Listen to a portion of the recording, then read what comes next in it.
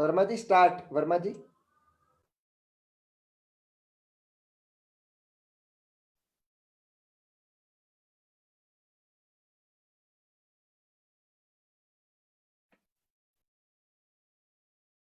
आइए आज का स्वाध्याय प्रारंभ करें।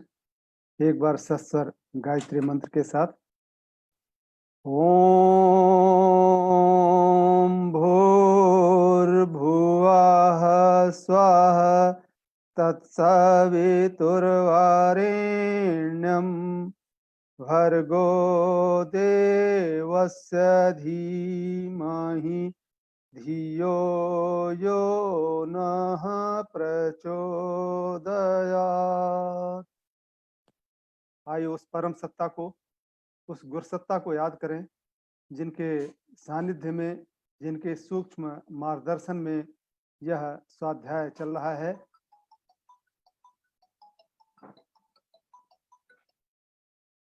ओम ब्रह्मानंदं परम सुखदं केवलं ज्ञानमूर्तिं द्वन्द्वातीतं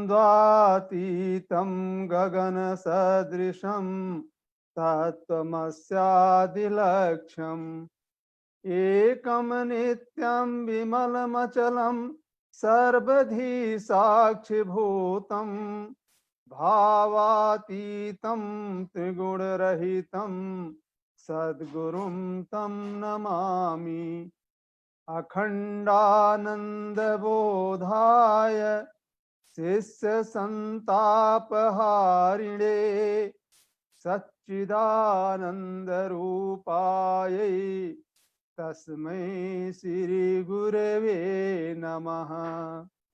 वसुदेवसुतं देवं कंसचाणूरमर्दनं देवकी परमानन्दं कृष्णं वन्दे जगद्गुरुं। कृष्णं वन्दे जगद्गुरुं।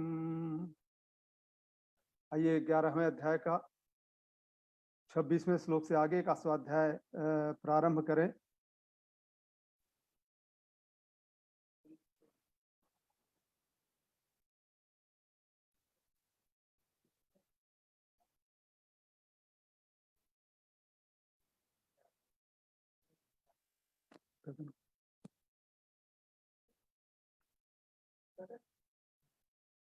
कैसे जाएगा? 11वें अध्याय के 1 से 25 श्लोक का स्वाध्याय हमने पिछले सप्ताह किया।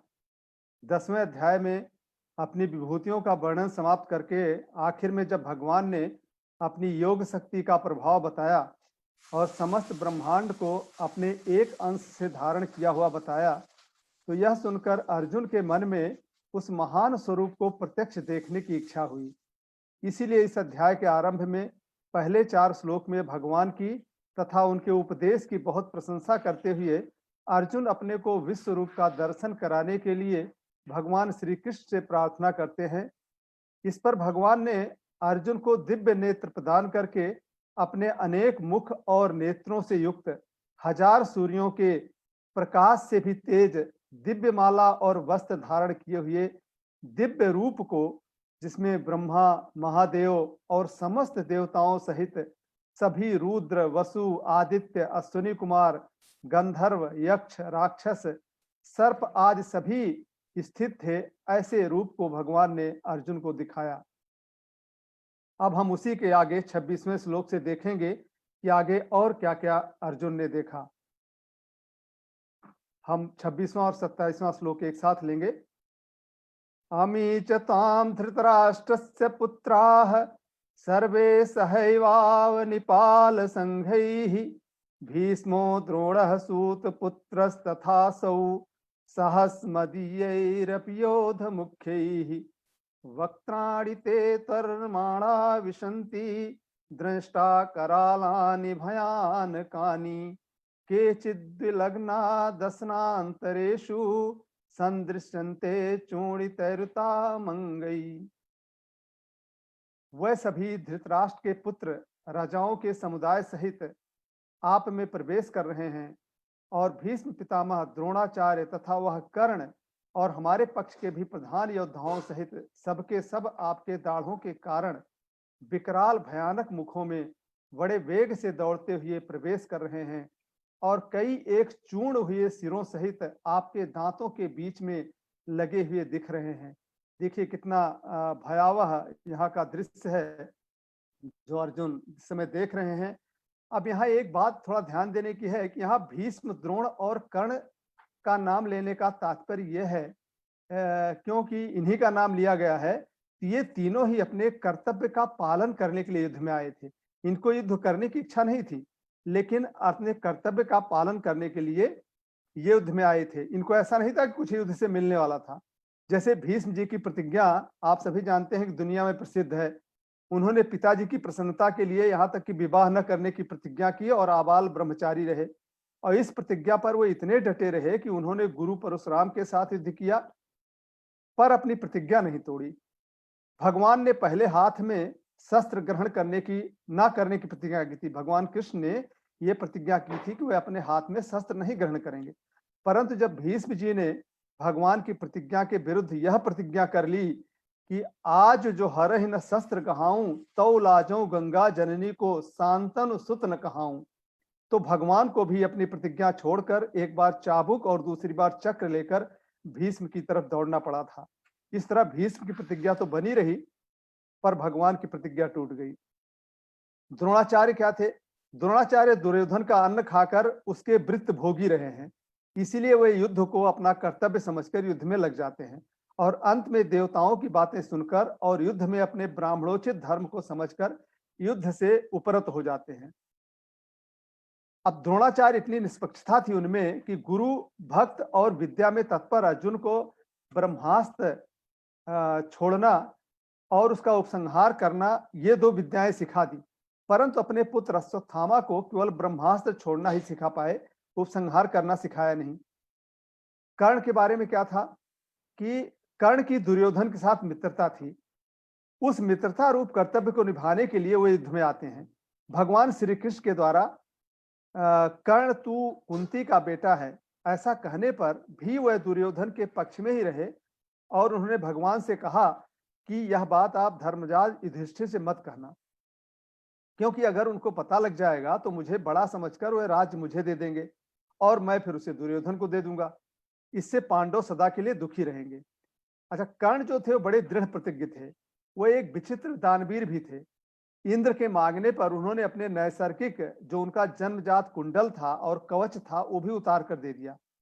माता कुंती के द्वारा मांगने पर उन्होंने उनको 5 पुत्रों के बने रहने का वचन दिया, जिसमें उन्होंने ये कहा, हे मां, मैं युधिष्ठिर, भीम, नकुल और सहदेव को तो मारूंगा नहीं, पर अर्जुन के साथ मेरा युद्ध अवश्य होगा।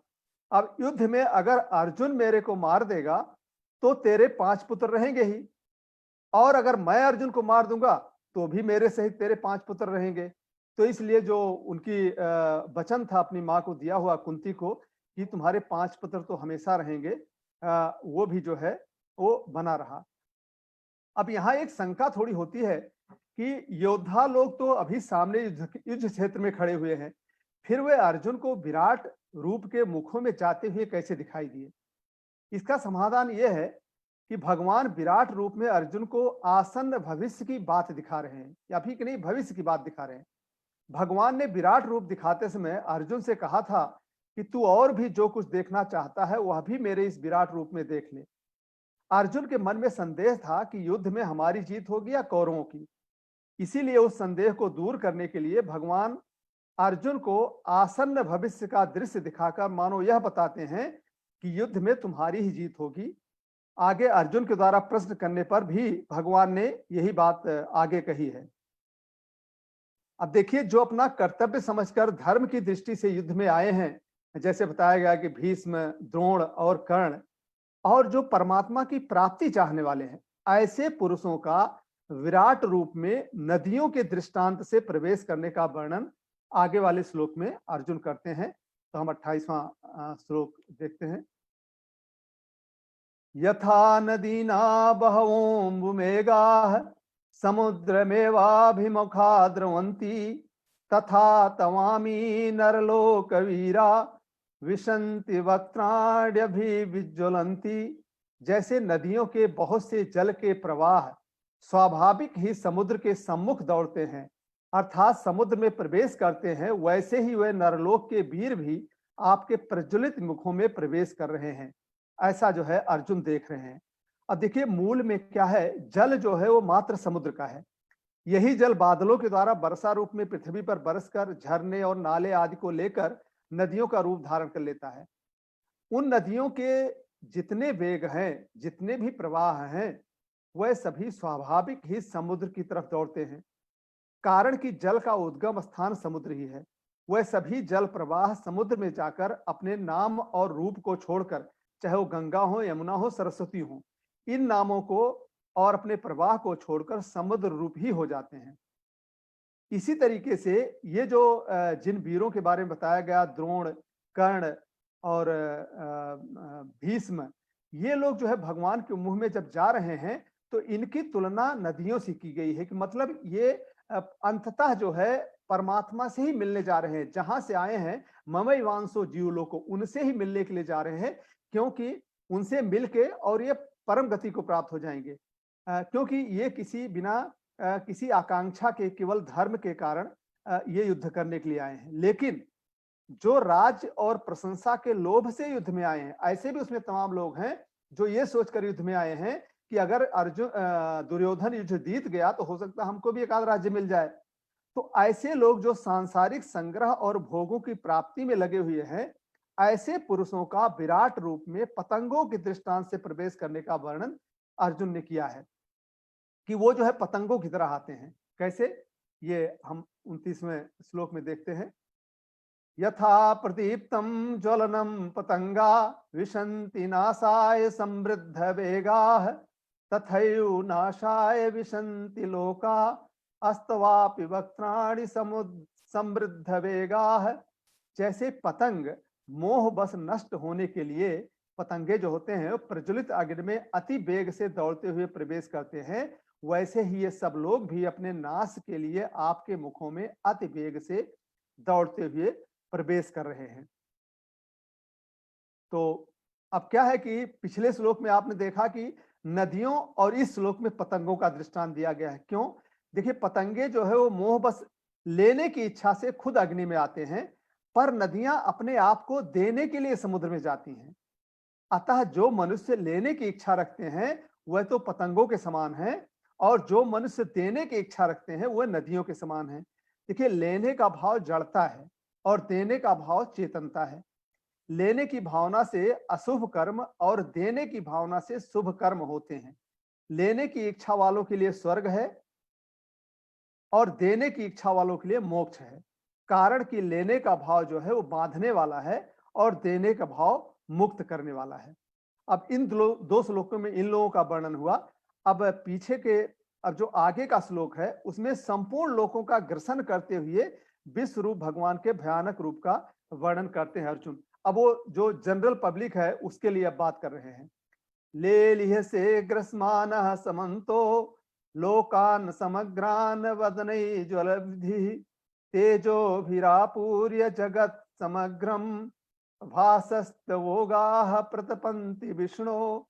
आप उन संपूर्ण लोकों को प्रज्वलित मुखों द्वारा ग्रास करते हुए सब ओर से बार बार चाट रहे हैं। वो कह रहे हैं कि भगवान को कि आप उन लोगों को, बाकी जो पब्लिक है उनको अपने मुख में प्रवेश करा के और अपनी जीभ से चाट रहे हैं।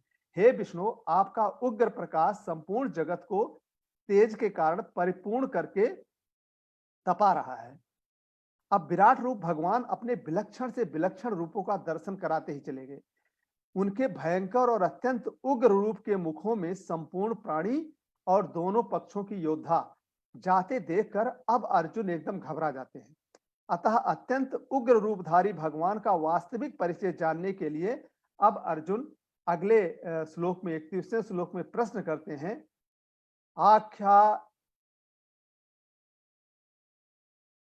आख्याहि मे को भवान उग्र रूपा नमोस्तु ते देववर प्रसीद विज्ञातुमिच्छामि भवन्तमाद्यं नहि प्रजानामि तौ प्रवृत्तिम।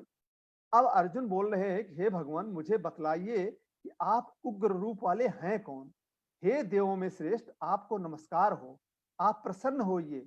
हे आदि पुरुष, आपको मैं विशेष रूप से जानना चाहता हूं, क्योंकि मैं आपकी प्रवृत्ति को जान नहीं पा रहा हूं। अब देखिए यहाँ पर जब अर्जुन ये कहते हैं, आख्या ही मेरे को भगवान उग्र रूप को नमोस्तुते देव वर प्रसीद है। आप देव रूप से भी दिख रहे हैं और उग्र रूप से भी दिखाई पड़ रहे हैं, तो वास्तव में ऐसे रूपों को धारण करने वाले आप हैं कौन। अब यहाँ अर्जुन बिल्कुल कंफ्यूज हो जा रहे हैं। अत्यंत उग्र विराट रूप को देखकर भय के कारण अर्जुन नमस्कार के सिवाय और करते भी क्या। जब अर्जुन भगवान के ऐसे विराट रूप को समझने में सर्वथा असमर्थ हो गए, तब अंत में कहते हैं कि हे देवताओं में श्रेष्ठ, आपको नमस्कार है। और अगले अगले श्लोक में फिर कहते हैं, अब जब वो नमस्कार करते हैं भगवान को, तो भगवान के ऐश्वर्य रूप उग्र रूप को देखकर जब वो इतने घबरा गए कि अपने ही सखा श्री कृष्ण से पूछ बैठते हैं कि आप कौन हैं। तब जो है जब ये प्रश्न किया अर्जुन ने कि आप भगवान कौन हैं, तो उसका यथार्थ उत्तर भगवान आगे के श्लोक में 32वें श्लोक में देते हैं। श्री भगवान वाच कालोस्मि लोकक्षय कृत प्रवृद्धो लोकान् समाहर्तुमिह प्रवृत्तः ऋतपिताम न भविष्यन्ति सर्वे एव स्थिताः प्रत्यनिकेषु योधाः। श्री भगवान बोले, मैं लोकों का नाश करने वाला बढ़ा हुआ महाकाल हूं। इस समय लोकों को नष्ट करने के लिए प्रवृत्त हुआ हूं। इसलिए जो प्रतिपक्षियों की सेना में स्थित योद्धा लोग हैं, वह सब तेरे बिना भी नहीं रहेंगे, अर्थात तेरे युद्ध ना करने पर भी इन सब का नाश हो जाएगा। भगवान ये बोल रहे हैं कि अर्जुन को कि अगर तुमने युद्ध नहीं किया तब भी ये तो नाश होने वाले हैं। अब जब भगवान ये कह रहे हैं कि तुम्हारे मारे बिना भी ये प्रतिपक्षी योद्धा नहीं रहेंगे, ऐसी स्थिति में अर्जुन को क्या करना चाहिए, इसका उत्तर जो है भगवान आगे के 2 श्लोकों में देते हैं। अब हम 33वें श्लोक को देखते हैं। तस्मात् त्वमुत्तिष्ठ यस्सो लभस्व जित्वा शत्रून् भुङ्क्ष राज्यं समृद्धम् मयि वैयेते निहिताः पूर्वमेव निमित्त मात्रम भव सव्य साचिन।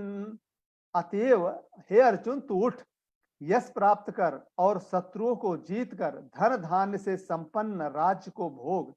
ये सब सूरवीर पहले ही से ही मेरे द्वारा मारे हुए हैं।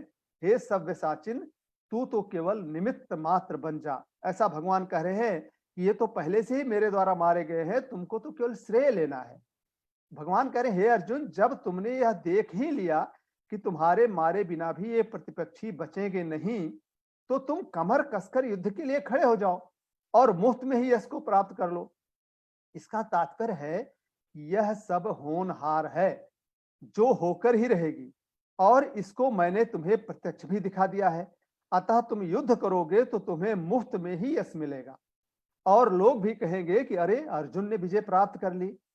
अब यहाँ एक बात सोचने की है कि देखिए, निमित्त मात्र बनकर कार्य करने में अपनी ओर से किसी भी अंश में कोई कमी नहीं रखनी चाहिए हमें, बल्कि पूरी की पूरी शक्ति लगाकर सावधानी पूर्वक हमें कार्य करना चाहिए। देखिए, कार्य जब अगर कार्य सिद्ध हो जाए तो कार्य की सिद्धि में अपने अभिमान का किंचित मात्र भी अंश नहीं रखना चाहिए। जैसे भगवान श्री कृष्ण ने गोवर्धन पर्वत उठाया तो उन्होंने ग्वाल बालों से कहा कि तुम लोग भी पर्वत के नीचे अपनी अपनी लाठियां लगाओ। सभी ग्वाल बालों ने अपनी अपनी लाठियां लगाई और वह ऐसा समझने लगे कि हम सबके लाठियां लगाने से ही ये पर्वत जो है ठहरा हुआ है। वास्तव में पर्वत ठहरा हुआ था भगवान के बाएं हाथ की छोटी उंगली के नख पर। ग्वाल बालों में जब इस तरह का अभिमान हुआ, तब भगवान ने अपनी उंगली थोड़ी सी नीचे कर ली। उंगली नीचे करते ही पर्वत नीचे आने लगा। तो ग्वाल बालों ने पुकार कर भगवान से कहा, अरे दादा, हम तो मर जाएंगे, क्या कर रहे हो। भगवान ने कहा कि अरे भाई, और जोर से शक्ति लगाओ, पर वे सब के सब एक साथ अपनी पूरी शक्ति लगाकर भी पर्वत को ऊंचा नहीं कर सके। तब क्या किया, भगवान ने पुनः अपनी उंगली से पर्वत को ऊंचा कर दिया। ऐसे ही हम जब साधना करते हैं, हम साधकों के लिए परमात्म प्राप्ति के लिए बल, बुद्धि, योग्यता आदि को तो हमें पूरा पूरा लगाना चाहिए, पर अगर परमात्मा का अनुभव हमें होने लगे तो हमें अपनी बल, बुद्धि, उद्योग, योग्यता, तत्परता, जितेंद्रियता या परिश्रम इसको कारण मानकर अभिमान नहीं करना चाहिए। उसमें तो केवल भगवान की कृपा को ही कारण मानना चाहिए। जैसे कि गुरुदेव ने हमें तमाम काम दिए हैं, हम लोग यज्ञ कराते हैं, संस्कार कराते हैं और गुरुदेव ने सब कुछ रच के रख दिया है। हम जो भी कार्य कराने जाते हैं इतना अच्छा सफल हो जाता है और फिर कई बार हमारे मन में आता है कि ये तो हम करा रहे हैं। लेकिन ये अभिमान हमारे मन में नहीं आना चाहिए। सब जो है ये भगवान का किया कराया सब गुरुदेव करके चले गए हैं। वो तो केवल हमको श्रेय देना चाहते हैं। तो हमको भरपूर जो है मेहनत करके श्रम अवश्य करना चाहिए, लेकिन हमें इस बात का अभिमान नहीं करना चाहिए कि ये हमने किया। अब अगले श्लोक में पुनः कहते हैं भगवान, द्रोणम च भीष्मं च जयद्रथं च कर्णं तथान्यानपि योधवीरान् मया हतांस्तं च हिमाव्यथिष्ठा युद्धस्य जेतासि रणे सपत्नान्। द्रोणाचार्य और भीष्म पितामह तथा जयद्रथ और कर्ण तथा और भी बहुत से मेरे द्वारा मारे हुए सूरवीर योद्धाओं को तू मार, भय मत कर, निसंदेह तू युद्ध में वैरियों को जीतेगा। अब देखिए युद्ध में तो बहुत से लोग हैं, बहुत से वीर हैं, लेकिन यहाँ विशेष रूप से द्रोणाचार्य, भीष्म पितामह, जयद्रथ और कर्ण ये चार का नाम भगवान ले रहे। क्यों? देखिए द्रोणाचार्य, भीष्म पितामह और कर्ण ये तो महान वीर थे, क्योंकि अर्जुन को पूरा पूरा शक था कि उन्हें जीत पाएगा कि नहीं। लेकिन इसमें एक और नाम आया है जयद्रथ का। तो जयद्रथ तो ऐसा कोई नामी सूरवीर नहीं था, पर उसको एक ऐसा वरदान था कि तुम्हारा सिर कोई पृथ्वी पर गिरा देगा तो उस सिर गिराने वाले के सिर के 100 टुकड़े उसके सिर के 100 टुकड़े हो जाएंगे। इस वरदान के कारण जयद्रथ को मारने में बड़ी कठिनता थी और जब अर्जुन ने जयद्रथ का सिर काटा तो भगवान ने ऐसी व्यवस्था की कि उसका सिर जो है जमीन पर नहीं गिर के काफी दूर जाके उनके पिताजी के जो तप कर रहे थे उनकी गोद में गिरा और उनकी गोद में गिरा तो घबरा के उसको उन्होंने जमीन पे गिरा दिया और जैसे जमीन में गिराया तैसे जयद्रथ के पिताजी के सर के जो है वो 100 पार्ट हो गए, 100 खंड हो गए। तो इसीलिए जो है जयद्रथ को मारने में भी ये विशेष बात थी, इसीलिए भगवान ने यहाँ जयद्रथ का भी नाम लिया है। अब यहाँ क्या है, भगवान अर्जुन से कहते हैं कि ये सभी सूरवीर जो है मेरे द्वारा पहले से ही मारे हुए हैं। इनसे यह समझना चाहिए कि साधक का राग, द्वेष, काम, क्रोध ये सब पहले से ही मारा हुआ रहता है। बेसिकली हमारे अंदर राग, द्वेष, काम, क्रोध होता नहीं है। ये सब सत्ता रहित हैं। इनको तो हमने ही सत्ता और महत्ता देकर अपने में स्वीकार कर लिया है। वास्तव में इनकी स्वतंत्र सत्ता है नहीं। भगवान ने दूसरे अध्याय में ही कहा था, नास्तो विद्यते भावः। ये सब हमारे अंदर होते नहीं है, ये तो हम ही इनको बना के रखते हैं। अब अगले 35वें श्लोक को देखते हैं, जिसमें संजय अब बोलते हैं। संजय अब ये बातें बताने जा रहे हैं कि आगे जो है अर्जुन क्या देख रहे हैं।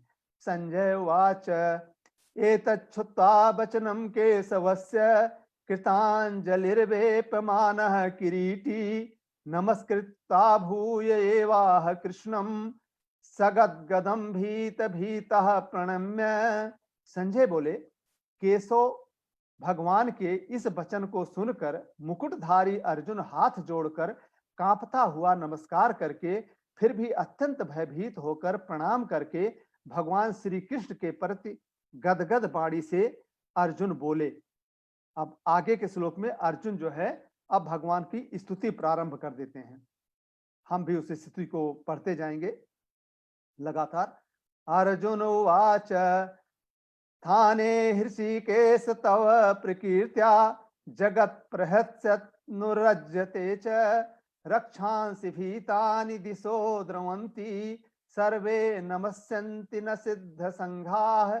अर्जुन बोले, हे अंतर्यामिन, यह योग्य ही है कि आपके नाम, गुण और प्रभाव के कीर्तन से जगत अति हर्षित हो रहा है और अनुराग को भी प्राप्त हो रहा है तथा भयभीत राक्षस लोग दिशाओं में भाग रहे हैं और सब सिद्ध गणों के समुदाय नमस्कार कर रहे हैं। अब अगले श्लोक में ही अर्जुन जो है प्रार्थना ही करते जाते हैं। कस्माच तेन न मेरन महात्मन गरीयसे ब्रह्मणोप्यधिकर्त्रे अनंत देवेश जगन्निवास तमक्षरम सत्परम यत। हे महात्मन, ब्रह्मा के भी आदिकर्ता और सबसे बड़े आपके लिए वह कैसे नमस्कार न करें, क्योंकि हे अनंत, हे देवेश, हे जगन्निवास, जो सत असत और उनसे परे अक्षर अर्थात सच्चिदानंद घन ब्रह्म है, वह सब आप ही हैं। इसके साथ ही 38वें श्लोक में अर्जुन पुनः अपने प्रार्थना के भाव को आगे बढ़ाते हैं। त्वमादिदेवः पुरुषः पुराणः त्वमस्य विश्वस्य परम निधानम वेत्तासि वेद्यम परम च धाम त्वया ततं विश्वमनंत रूपम। आप आदिदेव और सनातन पुरुष हैं। आप इस जगत के परम आश्रय और जानने वाले तथा जानने योग्य और परम धाम हैं। हे अनंत रूप, आपसे यह सब जगत व्याप्त है, आप ही से ये जो है जगत परिपूर्ण है। अब इसी प्रार्थना को 39वें श्लोक में भी बढ़ाते हैं। वायुर्यमो अग्नि वरुण शशांक प्रजापतिस्तम प्रपितामहश्च नमो नमस्तेस्तु सहस्रकृत्वः पुनश्च भूयोऽपि नमो नमस्ते। आप वायु हैं, यमराज, अग्नि, वरुण, चंद्रमा, प्रजा के स्वामी ब्रह्मा और ब्रह्मा के भी पिता हैं। आपके लिए हजारों बार नमस्कार, नमस्कार हो। आपके लिए फिर बार बार नमस्कार हो। 40वें श्लोक में नमः पुरस्तादथ पृष्ठ तस्मे नमोस्तुम ते सर्वतीव सर्व अनंत वीर्यामित विक्रमस्तुम सर्व समाप्नोसि ततोसि सर्वः। हे अनंत सामर्थ्य वाले, आपके लिए आगे से और पीछे से भी नमस्कार। हे सर्वात्मन, आपके लिए सब ओर से नमस्कार हो, क्योंकि अनंत पराक्रमशाली आप समस्त संसार को व्याप्त किए हुए हैं, इसलिए आप ही सर्वरूप हैं। अब यहाँ अर्जुन बिल्कुल भयभीत हो चुके हैं, इसीलिए मैं क्या बोलूं यह उनकी समझ में नहीं आ रहा है। इसलिए वह आगे से, पीछे से, सब ओर से, दसों दिशाओं से केवल नमस्कार नमस्कार ही किए जा रहे हैं, क्योंकि उनको ये समझ में नहीं आ रहा है कि अब आगे क्या बोलें। अब आगे के 2 श्लोकों में अर्जुन भगवान से प्रार्थना करते हुए अब क्षमा मांगते हैं। 41वें श्लोक को देखते हैं। 41वां और 42 एक साथ लेंगे हम। सखेति मत्ता प्रसभम यदुक्तम हे कृष्ण हे यादव हे सखेति अजानता महिमानं तवेदम मया प्रमादात् प्रणयेन वापि यच्चावहासार्थमसत्कृतोषि विहार सय्या मन भोजनेषु एको थवाप्यच्युत तत्समक्षम तत्क्षामये त्वामहम प्रमेयम। अब इसमें अर्जुन क्षमा मांगते हुए कहते हैं कि आपके इस प्रभाव को ना जानते हुए आप मेरे सखा हैं, ऐसा मानकर कई बार प्रेम से अथवा प्रमाद से भी मैंने कई बार कहा हे कृष्ण, हे यादव, हे सखे। इस प्रकार जो कुछ बिना सोचे समझे हठात कहा है। और हे अच्युत, आप जो मेरे द्वारा विनोद के लिए विहार, सैया, आसन और भोजन आदि में अकेले अथवा उन सखाओं के सामने भी अपमानित किए गए हैं, वह सब जो अपराध है वह अप्रमेय स्वरूप अर्थात अचिंत्य प्रभाव वाले आपसे मैं क्षमा मांगता हूं। क्योंकि बीच बीच में जो हे कृष्ण, हे यादव, हे सखे जो अर्जुन ने बोला था, अब उन्हें ऐसा लग रहा है कि इनको तो उन्होंने साधारण व्यक्ति समझ लिया था, ऐसा बोल रहे थे, जबकि ये तो परमपिता परमेश्वर स्वयं हैं। तो इसीलिए भगवान से क्षमा मांग रहे हैं। अब अर्जुन का भगवान के साथ सखा भाव था, पर भगवान के ऐश्वर्य को देखने से वे अपना सखा भाव भूल जाते हैं और भगवान को देखकर आश्चर्य करते हैं, भयभीत होते हैं। उनके मन में यह संभावना ही नहीं थी कि भगवान ऐसे होंगे। अब आगे के 2 श्लोकों में अर्जुन भगवान की महत्ता और प्रभाव का वर्णन करके पुनः क्षमा करने के लिए प्रार्थना करते हैं। हम 43वां श्लोक देखते हैं।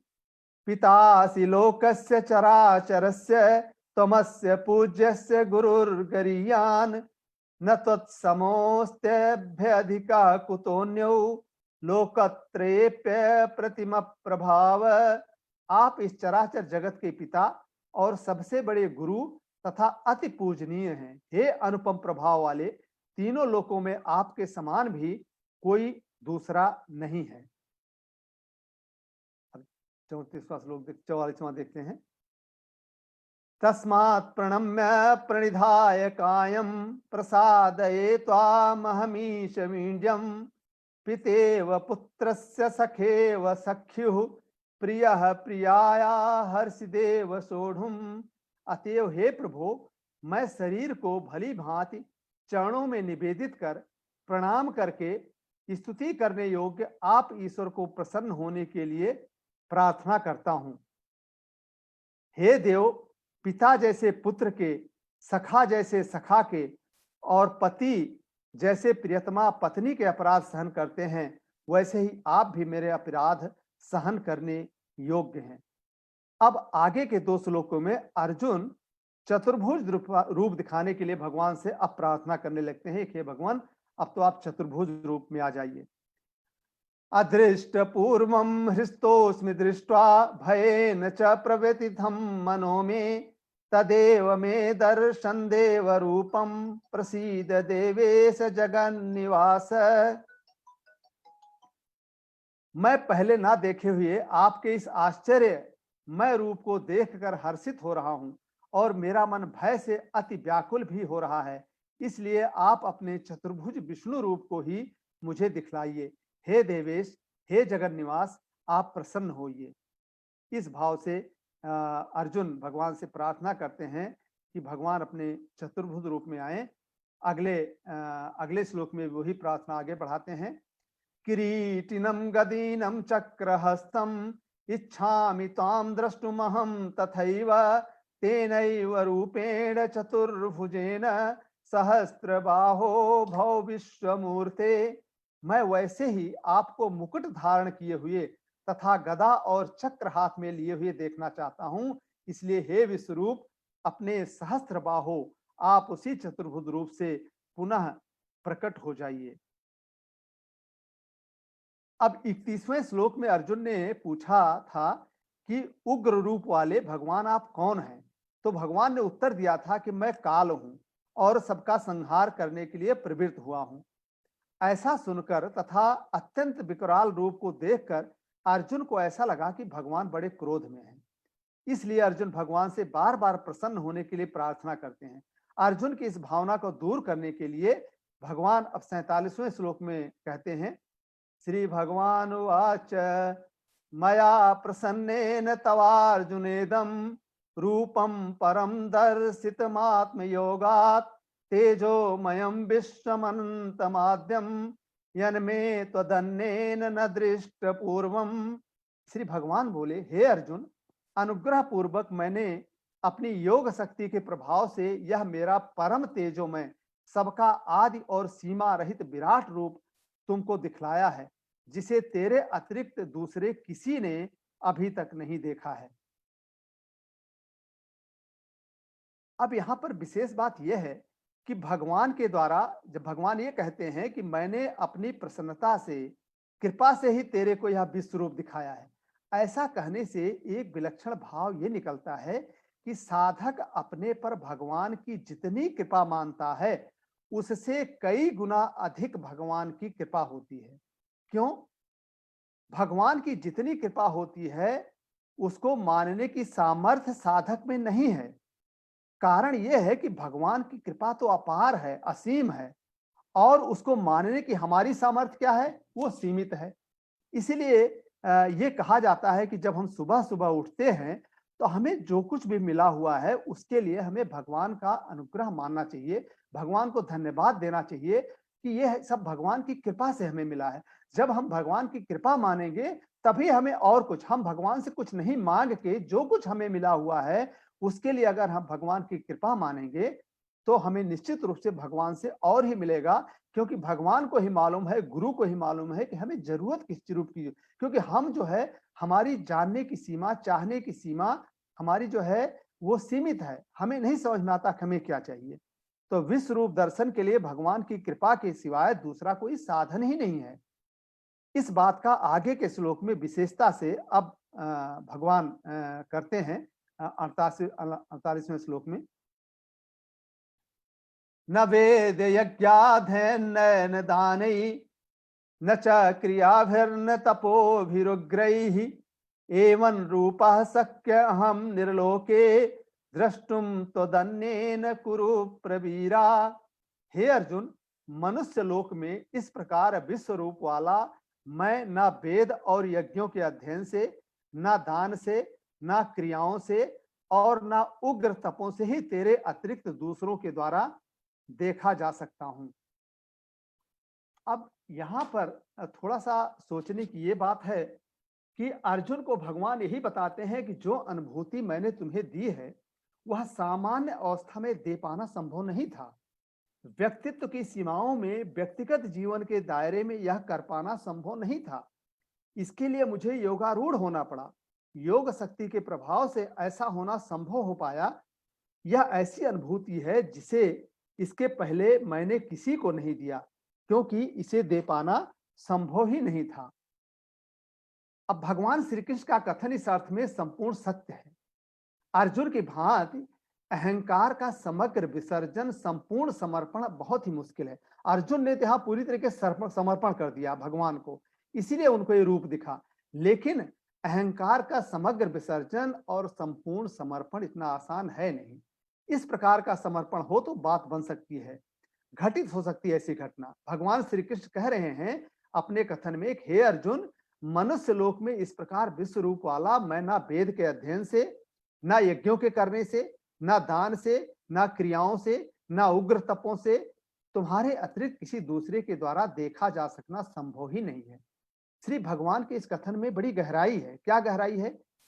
कि क्रियाओं का, कर्म का स्वरूप कोई भी क्यों न हो, उसके केंद्र में कहीं न कहीं अहम विद्यमान होता है। हम कोई भी क्रिया करते हैं तो हमें वहां कहीं न कहीं अहम जरूर रहता है। भले ही इसका स्वरूप कितना भी सूक्ष्म और कितना भी सात्विक क्यों न हो, लेकिन कहीं न कहीं उसमें अहम छिपा होता है। अहम का अर्थ ही है अपने पर भरोसा। जब हम किसी कार्य को करने पर अपने पर भरोसा करने लग जाते हैं तो वहीं पर सूक्ष्म रूप से अहम जो है जन्म लेने लग जाता है। इसमें समर्पण की सुगंध नहीं है।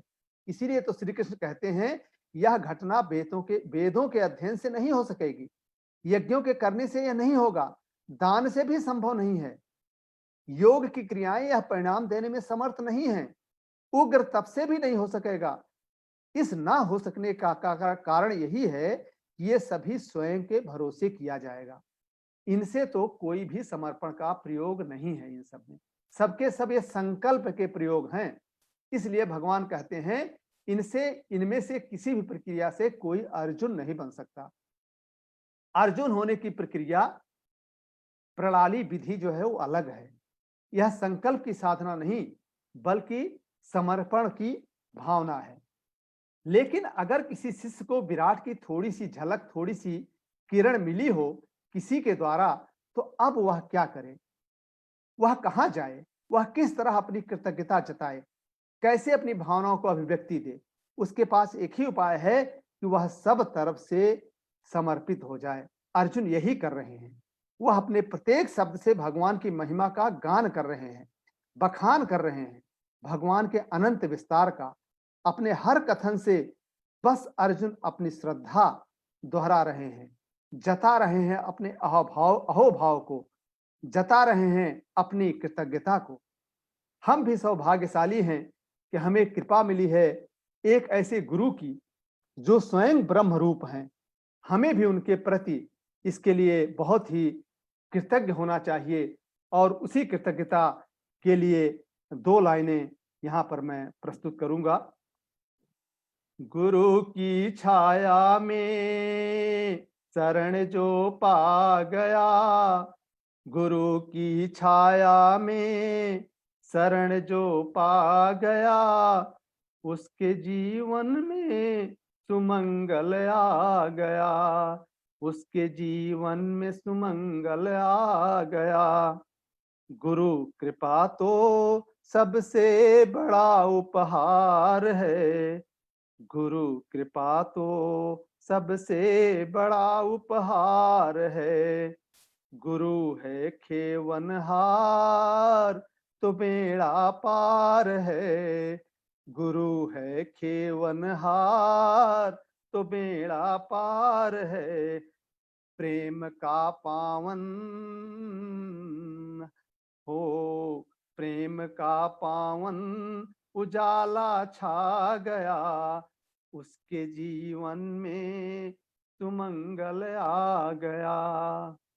हमको क्या, उनको हमारा ध्यान है। हमको क्या, उनको हमारा ध्यान है। गुरु हैं अपने देवता, श्री भगवान हैं। गुरु हैं अपने देवता, श्री भगवान हैं। प्राण का पंछी, ओ प्राण का पंछी बसेरा पा गया। उसके जीवन में सुमंगल आ गया। गुरु की छाया में शरण जो पा गया। गुरु सनातन ब्रह्म का ही रूप है। गुरु सनातन ब्रह्म का ही रूप है। उसकी करुण कृपा अमिट अनूप है। उसकी करुण कृपा अमिट अनूप है। किया समर्पण तो हो, किया समर्पण तो शिष्य सब पा गया। उसके जीवन में सुमंगल आ गया। गुरु की छाया में शरण जो पा गया। उसके जीवन में सुमंगल आ गया।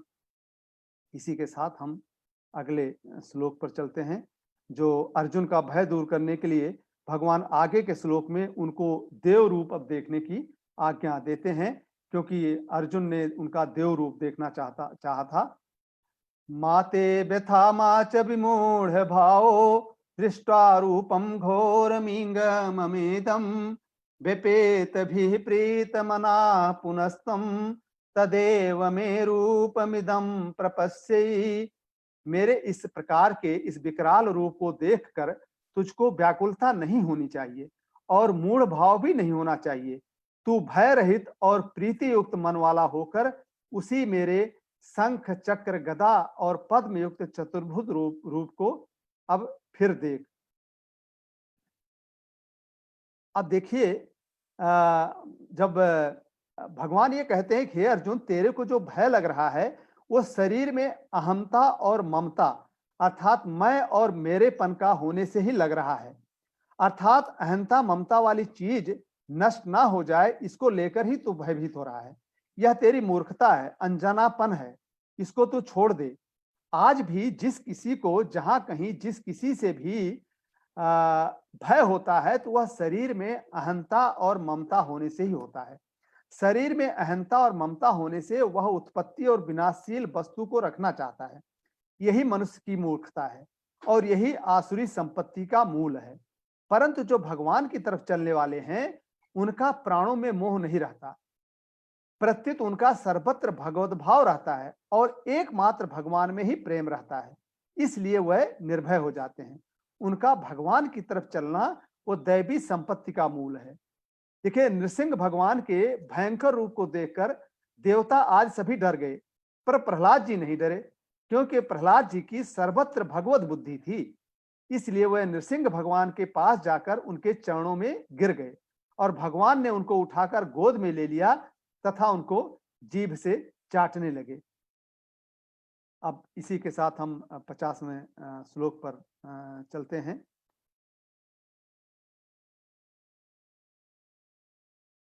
जिसमें कि अर्जुन को जिस रूप में देखने के लिए भगवान ने आज्ञा दी थी उसी के अनुसार भगवान अपना विष्णु रूप दिखाते हैं। इसका वर्णन अब संजय जो है इस श्लोक से प्रारंभ करते हैं। संजय वाच इत्यर्जुनं वासुदेवस्तथोक्त्वा स्वकं रूपं दर्शयामास भूयः आश्वासयामास च भीतमेनं भूत्वा पुनः सौम्य महात्मा। संजय बोले, वासुदेव भगवान ने अर्जुन के प्रति इस प्रकार कहकर फिर वैसे ही अपने चतुर्भुज रूप को दिखलाया और फिर महात्मा श्री कृष्ण ने सौम्य मूर्त होकर इस भयभीत अर्जुन को धीरज बंधाया। अब अर्जुन बोलते हैं कि अर्जुन उवाच दृष्टवेदं मानुषं रूपं तव सौम्यं जनार्दन इदानीमस्मि संवृत्तः सचेताः प्रकृतिं गतः। अर्जुन बोले, हे जनार्दन, आपके इस अति शांत मनुष्य रूप को देखकर अब मैं स्थिर चित्त हो गया हूं और अपनी स्वाभाविक स्थिति को प्राप्त हो गया हूं। अब देखिए अर्जुन पर भगवान की कितनी अद्भुत कृपा है कि भगवान ने पहले विश्व रूप दिखाया, फिर देव रूप अर्थात चतुर्भुज रूप दिखाया और फिर मानुष रूप अर्थात द्विभुज रूप हो गए। इसके साथ साथ भगवान ने देखिए हम लोगों पर भी कितनी अलौकिक और विलक्षण कृपा की है कि जहां कहीं जिस किसी विशेषता को लेकर हमारा मन चला जाए वहीं हम भगवान का चिंतन कर सकते हैं, ऐसा भगवान ने कहा था 10वें अध्याय में। अब देखिए इस भयंकर समय में जब कोरोना फैला हुआ है, चारों तरफ महामारी है, तो हमें भगवान की विभूतियों का तथा विश्व रूप के चिंतन आदि का जो मौका मिला है, इसमें हमारा उद्योग, हमारी योग्यता, हमारी कोई इसमें कारण नहीं है। प्रत्युत जो है ये भगवान की कृपा के कारण है। भगवान की इस कृपा को देखकर हमें प्रसन्न होना चाहिए। इन विभूतियों को सुनने और विश्व रूप के चिंतन स्मरण का मौका तो उस समय भी संजय आदि बहुत थोड़े लोगों को ही मिला था।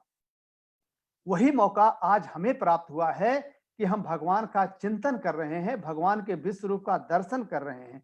अतः ऐसे मौके को व्यर्थ नहीं जाने देना चाहिए। ऐसे कई मौके गुरुदेव ने लोगों के सामने भी दिए, लेकिन लोग समझ नहीं पाए। आप 2 पंक्तियों में समझने की कोशिश कीजिए। साकार ब्रह्म दर्शन मन था समझ न पाया, साकार ब्रह्म दर्शन मन था समझ न पाया, प्रभु आपने उसे भी साकार कर दिखाया, प्रभु आपने उसे भी साकार कर दिखाया, फिर आप ही स्वयं क्यों, फिर आप ही स्वयं क्यों निराकार हो गए हैं, फिर आप ही स्वयं क्यों निराकार हो गए हैं, गुरुदेव आप ऐसी झंकार दे गए हैं, गुरुदेव आप ऐसी झंकार दे गए हैं। अब हम 52 श्लोक नंबर 52 में चलते हैं। अर्जुन की कृतज्ञता का अनुमोदन करते हुए अब भगवान कहते हैं, श्री भगवान उवाच सुदुर्दर्शमिदं रूपं दृष्टवानसि यन्मम देवा अप्यस्य रूपस्य नित्यं दर्शनकांक्षिणः। श्री भगवान बोले, मेरा जो चतुर्भुज रूप तुमने देखा है यह सुदुर्दर्श है, अर्थात इसके दर्शन बड़े ही दुर्लभ हैं। देवता भी सदा इस रूप के दर्शन की आकांक्षा करते रहते हैं। इसी बात को भगवान आगे बढ़ाते हैं कि इसी बात की पुष्टि करते हैं अगले श्लोक में, ना हम वेद न तपसा न दानेन न चेजया शक्य एवं विधो द्रष्टुम दृष्टवानसि माम यथा। जिस प्रकार तुमने मुझे देखा है इस प्रकार चतुर्भुज रूप वाला मैं ना तो वेदों से, न तप से, न दान से और न यज्ञ से ही देखा जा सकता हूं। अब जब कोई किसी साधन से, किसी योग्यता से, किसी सामग्री से आपको प्राप्त नहीं कर सकता, तो फिर आप कैसे प्राप्त किए जाते हैं, इसका उत्तर भगवान आगे के 54वें श्लोक में देते हैं। भक्त्या त्वनन्यया शक्य अहमेवं विधोर्जुन ज्ञातुम द्रष्टुम च तत्वेन प्रवेष्टुम च परंतप। परंतु हे परंतप अर्जुन, अनन्य भक्ति के द्वारा, यहाँ ध्यान देने की जरूरत है, ये अंतिम 2 श्लोक हैं, बहुत ही इंपॉर्टेंट हैं। भगवान कह रहे हैं, हे परंतप अर्जुन, अनन्य भक्ति के द्वारा इस प्रकार चतुर्भुज रूप वाला मैं प्रत्यक्ष देखने के लिए, तत्व से जानने के लिए तथा प्रवेश करने के लिए, अर्थात एक ही भाव से प्राप्त होने के लिए शक्य हूं। मतलब कि मेरे इस रूप को जो है अनन्य भाव से, अनन्य भक्ति के माध्यम से देखा जा सकता है। अब भगवान अनन्य भक्ति के साधनों का वर्णन करते हैं। ये लास्ट श्लोक है और बहुत ही इंपॉर्टेंट श्लोक है इस ब्रह्म रूप दर्शन का, विश्व रूप दर्शन का अध्याय का 55वां जो लास्ट श्लोक है, बहुत इंपॉर्टेंट है, इसको आप ध्यान से सुनिए। मत कर्म कृन मत परमो मद भक्त संग वर्जितः निर्वैरः सर्वभूतेषु यह समामेति पांडव। हे अर्जुन, जो पुरुष केवल मेरे ही लिए संपूर्ण कर्तव्य कर्मों को करने वाला है, मेरे परायण है, मेरा भक्त है, आसक्ति रहित है और संपूर्ण भूत प्राणियों में वैर भाव से रहित है, वह अनन्य भक्त युक्त पुरुष मुझको ही प्राप्त होता है। अब इसको थोड़ा सा समझ लें कि इस श्लोक में 5 बातें आई हैं। क्या? और इन 5 बातों को साधन पंचक भी कहते हैं। इन 5 बातों के 2 भाग हैं, 2 भागों में 2 तरीके से आया है। पहले श्लोक में आप पूर्व देखे हैं, मत कर्म कृन मत परमो मद भक्तः संग वर्जिता, और दूसरे में निर्वैरः सर्वभूतेषु। संग वर्जिता और निर्वैरा, ये दूसरी बात है। पहली जो है वो है भगवान के साथ घनिष्ठता की, और दूसरी है संसार के साथ संबंध विच्छेद करने की। पहले विभाग में मत कर्म कृत, मत परमः और मद भक्ता, ये 3 बातें आई हैं, और दूसरे विभाग में संग वर्जिता और निर्वैरः सर्वभूतेषु, ये 2 बातें हैं। अब जरा हम समझ ले मत कर्म कृत क्या है। देखिए, जो जप कीर्तन ध्यान सत्संग स्वाध्याय आदि भगवत संबंधी कर्मों को और वर्ण आश्रम देश काल परिस्थिति आदि के अनुसार प्राप्त लौकिक कर्मों को केवल मेरे लिए ही, अर्थात मेरी प्रसन्नता के लिए ही करता है। चाहे आप भजन कीजिए, जप कीजिए, कीर्तन कीजिए, स्वाध्याय कीजिए, भगवान कहते हैं इन सबको जो मेरी प्रसन्नता के लिए ही करता है वह मत कर्म कृत है। अब वास्तव में देखा जाए तो कर्म के पारमार्थिक और लौकिक के 2 ही बाह्य रूप होते हैं, पर भीतर में सब कर्म केवल भगवान के लिए ही करने हैं, ऐसा एक ही भाव रहता है, एक ही उद्देश्य रहता है। तात्पर्य ये हुआ कि भक्त जो है वो शरीर इंद्रियां मन बुद्धि से जो भी कर्म करता है वह सब भगवान के लिए ही करता है। कारण कि उसके पास शरीर मन बुद्धि इंद्रियां योग्यता करने की सामर्थ्य और समझ है। ये जो सारी चीज है वो है कहाँ से, वो आई कहाँ से? वो तो सब की सब भगवान की ही दी हुई है और भगवान की ही है, तथा वह स्वयं भी भगवान की है। तो वह तो केवल भगवान की प्रसन्नता के लिए, भगवान की आज्ञा के अनुसार, भगवान की दी हुई शक्ति से निमित्त मात्र बनकर कार्य करता है। तो यही उसका मत कर्म कृत होना है। दूसरी बात है मत परमः।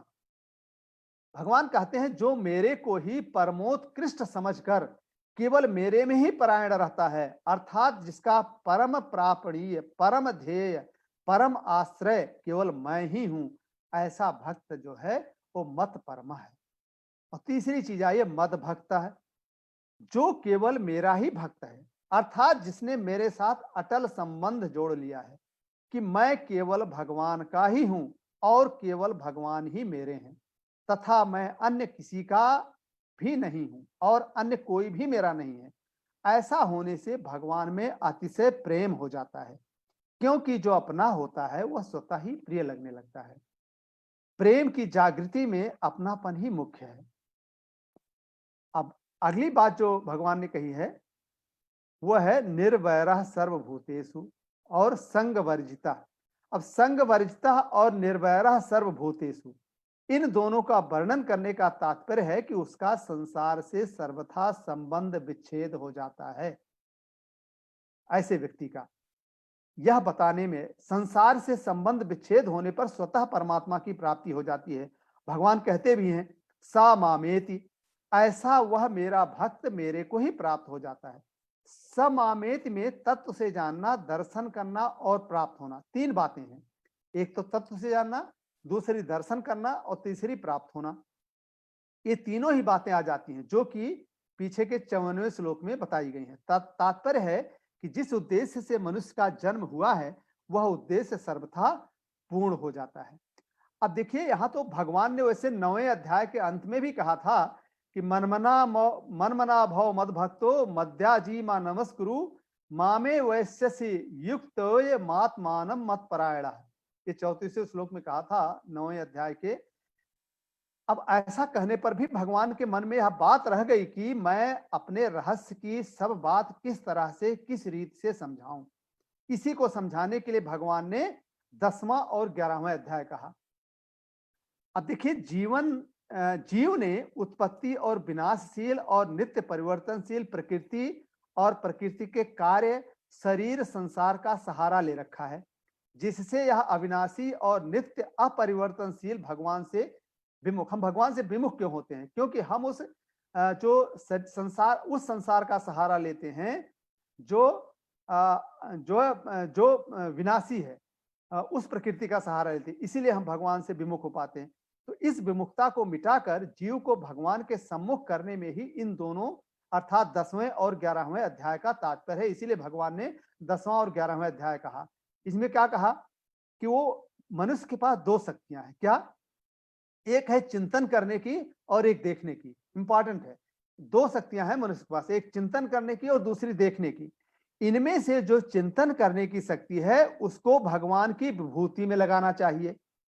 तात्पर्य है कि जिस किसी वस्तु, व्यक्ति आदि में जो कुछ विशेषता, महत्ता, विलक्षणता, अलौकिकता दिखाई पड़े और उसमें मन चला जाए, उस विशेषता आदि को भगवान की ही मानकर वहां भगवान का ही चिंतन करना चाहिए। ये जो है 10वें अध्याय में हमने पढ़ा और इसके लिए भगवान ने 10वां अध्याय कहा कि जिस किसी में, किसी चीज में कोई आपको विशेषता दिखाई पड़े, महत्ता दिखाई पड़े, अच्छाई दिखाई पड़े, विलक्षणता दिखाई पड़े, वो विलक्षणता मेरे कारण मानकर, मेरी विभूति मानकर तुम्हें सोचना चाहिए। तो ये चिंतन करने की शक्ति हुई। दूसरी शक्ति जो है वो देखने की शक्ति है, उसको भगवान में लगाना चाहिए। तात्पर्य है कि जैसे भगवान के दिव्य अविनाशी विराट रूप में अनेक रूप हैं, अनेक आकृतियां हैं, अनेक तरह के दृश्य हैं, ऐसे ही यह संसार भी उस विराट रूप का ही एक अंग है और इसमें अनेक नाम के, अनेक रूप के, अनेक आकृति के रूप में परमात्मा ही परमात्मा परिपूर्ण है। इस दृष्टि से सबको परमात्मा स्वरूप देखें, इसके लिए भगवान ने 11वां अध्याय कहा कि हम सब में परमात्मा स्वरूप ही देखें। इसके लिए भगवान ने पूरा 55 श्लोक का 11वां अध्याय कहा। अब अर्जुन ने भी इन दोनों दृष्टियों के लिए 2 बार प्रार्थना की। 10वें अध्याय के 17वें श्लोक में अर्जुन ने कहा कि हे भगवान, मैं किन किन भावों में आपका चिंतन करूं? तो भगवान ने चिंतन शक्ति को लगाने के लिए अपनी विभूतियों का वर्णन किया और 11वें अध्याय के आरंभ में अर्जुन ने कहा कि मैं आपके रूप को देखना चाहता हूं। तो भगवान ने अपना विश्व रूप दिखाया और उसको देखने के लिए अर्जुन को दिव्य चक्षु प्रदान किए। तात्पर्य यह हुआ कि साधक को अपनी चिंतन और दर्शन शक्ति को भगवान के सिवाय दूसरे किसी भी जगह खर्च नहीं करना चाहिए। अर्थात साधक चिंतन करे तो परमात्मा का ही चिंतन करे और जिस किसी को देखे तो उसको परमात्मा स्वरूप ही देखे। जिस भक्ति से भगवान चतुर्भुज रूप से देखे जाते हैं उस भक्ति का स्वरूप बताते हैं कि मनुष्य संसार से संबंध विच्छेद करके सर्वथा मेरे परायण हो जाए। मत कर्म कृत, यह स्थूल शरीर से भगवान के परायण होना है और मत परमा, यह सूक्ष्म तथा कारण शरीर से भगवान के परायण होना है और मत भक्तः, यह स्वयं से भगवान के परायण होना है, क्योंकि मैं भगवान का हूं और भगवान मेरे हैं, यह स्वयं की स्वीकृति है। समामेत पदों से जो है समग्र प्राप्ति बताई गई है कि फिर हम भगवान को निश्चित रूप से प्राप्त कर सकते हैं। इसी के साथ ये अध्याय समाप्त होता है। अब हम भगवान को नमस्कार करेंगे, उनके विश्व रूप को। ओम नमो शनंताय सहस्त्रमूर्तये सहस्रपादाशिशिरोरुभावे सहस्रनाम्ने पुरुषाय शाश्वते सहस्रकोटियुगधारिणे नमः सहस्रकोटियुगधारिणे नमः। ओम नमो भगवते वासुदेवाय। ओम तत्सदिति श्रीमद्भगवद गीतासु उपनिषत्सु ब्रह्म विद्यायां योग शास्त्रे श्री कृष्णार्जुन संवादे विश्वरूप दर्शन योगो नाम एकादशोऽध्यायः। आभार परम पूज्य गुरुदेव का सूक्ष्म सानिध्य प्रदान करने के लिए, स्वामी श्री राम सुखदास जी का विस्तृत विवेचन उपलब्ध कराने के लिए, श्रद्धेय डॉक्टर प्रणव पंड्या जी का, जिनका पिछले सप्ताह आपने अमृत वचन सुना, अखंड ज्योत के माध्यम से व्याख्या उपलब्ध कराने के लिए, आत्मीय राजेश सिंह भाई का और डॉक्टर वरुण मानिक का सुंदर प्रस्तुति और अन्य व्यवस्थाएं उपलब्ध कराने के लिए, और भगवत स्वरूप आप सभी का स्वाध्याय की चेत यात्रा में मेरा साथ देने और ऋषि की भूमिका निभाने हेतु विवेचन और व्याख्या में अगर कोई त्रुटि रह गई हो तो मेरी, और जो कुछ आपको अच्छा लगा हो वह अमृत तत्व श्री भगवान वासुदेव कृष्ण का। Over to doctor Varun.